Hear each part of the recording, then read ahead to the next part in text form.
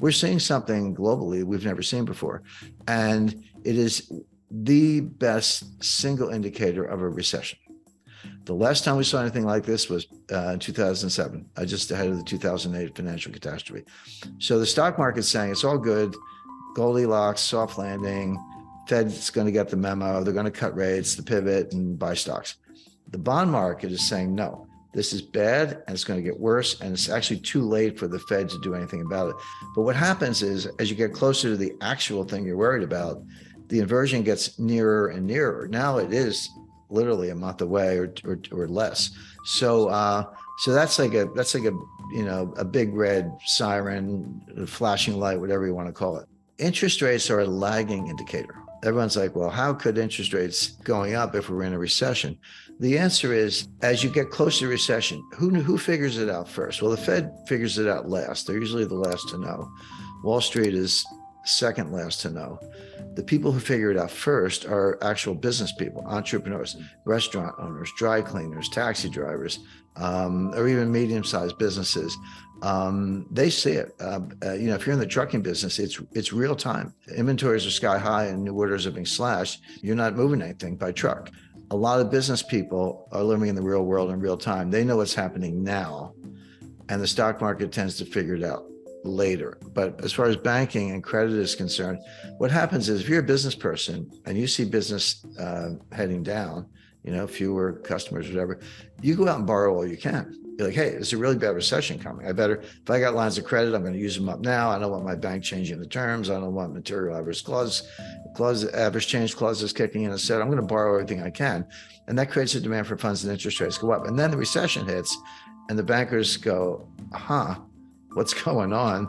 Credit losses start going up. And then they just turn off the spigots and they raise standards. They stop doing loans. And then interest rates will start to come down. But interest rates peak after the recession has already begun. So stock market's telling us Goldilocks, bond market's telling us, here comes, Hurricane Mitch or whatever. And then there's what I call the reality. What I see is a kind of a hybrid. The Fed's doing what they're doing, right or wrong. Okay, they're doing what they're doing. The market has their own interpretation. I agree with the market, certainly the bond market, that the Fed has probably over-tightened. They're going to keep going for the reasons I explained. That means they're going to make it worse. They're going to make the recession even worse. And they may pivot to say that there could be a rate cut. It won't be in April, but rate cut in August, maybe. I wouldn't rule that out, but for a really bad reason. In other words, if the Fed cuts rates, which they may, the pivot may be real. It's not because they engineered a soft landing and Goldilocks and everything. Oh, that's just right. It's because they screwed up as usual, as they've been doing since 1913. They over-tightened. They didn't look at the forward indicators I described, and they found out too late. Then they have to slam on the brakes or take the foot off the brake, if you will, in terms of rate hikes, and then pivot. And we've seen this movie before. This is exactly what happened in 2018. I mean, I don't know. Attention spans seem to be short these days, but it wasn't that long ago. Go back and look at a chart, any stock index chart from October 1st, 2018 to December 24th, 2018, less than 3 months. The stock market dropped 20%. I mean, it's like 19.9 or something on the Dow, so maybe not technically a bear market, but yeah, what's the difference? It dropped 20%, culminating in the Christmas Eve massacre, December 24th, 2018, when it dropped. I think NASDAQ dropped like 3% in one day. Now, here's the point. The Fed was tightening into that collapse. The Fed tightened on December 16th, 2018, only like 8 days before the Christmas Eve massacre, and after most of the 20% collapse had already happened.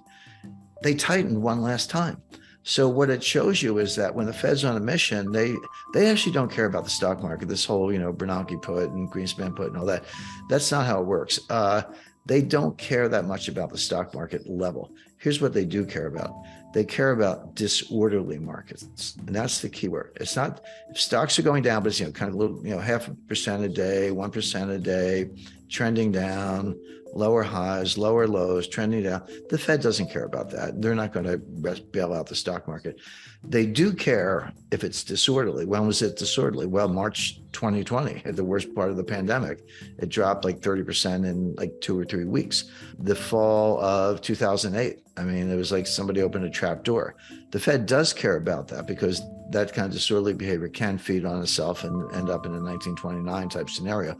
So the Fed will get the memo, as I put it, stop raising rates and begin cuts when the markets are disorderly, but not just because they're going down. So there may be a pivot, in late August, or July thereabouts, but not because of Goldilocks, but because it's not a soft landing, it's a crash landing. But real quick, I guess, let's stick on the recession just for 1 second, because there's the, bad recessions generally come along with a lot of job losses. Do you see, given that this recession could be worse than most are expecting right now, there being, wide-scale layoffs of the sort we've seen in some of the bad previous recessions like 08, like 01? The answer is yes. First of all, we're seeing it already. I don't match the company to the exact number, but layoffs on order of magnitude 10,000 to 20,000 terminated employees at Google, Amazon, Facebook, and other tech names. It affects other sectors as well, but tech in particular has engaged in a massive series of layoffs. And so people go, well, wait a second, how come it hasn't shown up in the unemployment numbers? Because the unemployment rate is it's around 3.5, 3.6, on an exact number. It's right in that neighborhood, 3.5, 3.6. We haven't seen that level of unemployment, that low, that is, since the 1960s. This isn't like, a good year or a good day.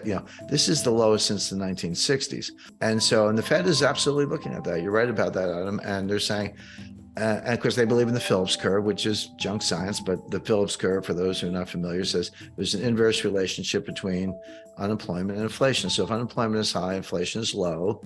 And if unemployment comes down, inflation goes up. And so if you want to get inflation down, you should expect to bring unemployment up. That's what the Fed believes. What I just said is nonsense. It's not true. It's junk. But the Fed believes it. Again, it doesn't matter what I think. It matters what the Fed thinks. So you got to put yourself in their minds to figure it out. So as far as they're concerned, those kind of unemployment numbers, lowest since the 1960s, that's inflationary. They got to get those numbers up. Now, here's what the Fed is missing, or maybe everybody's missing. When you hear these layoff announcements, people are like, well, if they're laying off, why isn't the unemployment rate going up? Unemployment lags the business cycle. Unemployment is a lagging indicator. When you're an employer, entrepreneur, and you're in any kind of distress, not as many customers walking in the door, you'll do everything you can to avoid laying people off. You'll, be late on the rent. You'll turn down the lights. Find a cheaper laundry, whatever it takes. And then by the time you get around to firing people, you run out of options. Like, I've done everything I can. Now my business is in jeopardy. I have to fire some people. So that, and then combine that with what I just said about severance and, rolling terminations, et cetera. It's a lagging indicator. We know enough right now to know that number's going up this spring.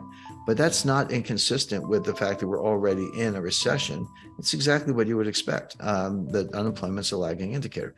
Now, having said that, what else is the Fed missing? Well, wages are up 5% on an annualized basis, 5.2% on an annualized basis. I'm like, yeah, and inflation's 7% or 6%. So your real wage just went down 1 or 2 points.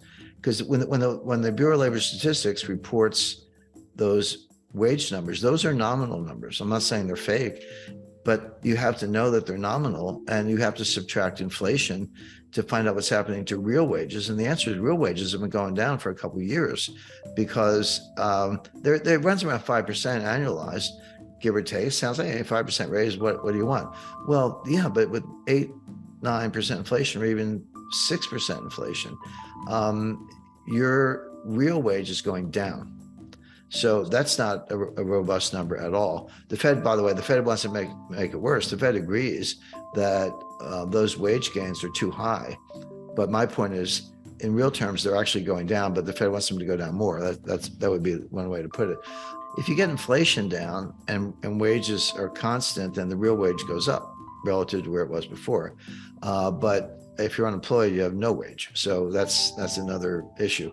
Now, what the Fed is missing, and it's a long list, but there's something called the labor force participation rate. Now, the labor force participation rate, you just take the number of people working divided by the total working age population. It's all you do. It's not sophisticated. And that number today is around 61%, 61.2, give or take percent. But as recently as 2000, that number was over 70%. And has come down ever since, and it dropped like a stone during 2020, during the pandemic lockdown. Came back a little bit, but not much. The reason it got, first of all, it's never 100%. It shouldn't be. There are legitimate reasons to be working age population not working. You're a homemaker. You're a student. You're an early retiree. Right. You're in the military. Yeah. You're in the, yeah, there's a bunch of perfectly good reasons. So it's never 100%, not even close. But 70 is pretty high and 60 is pretty low. And the trend has been down. So that leaves, relative to kind of a normalized number, that leaves about 8 to 10 million people between the ages of 25 and 54 who are not in the workforce. There's a big untapped labor pool. But if you took that group and threw it into the unemployment numbers, the way the Bureau of Labor Statistics calculates it, unemployment would be about 9%.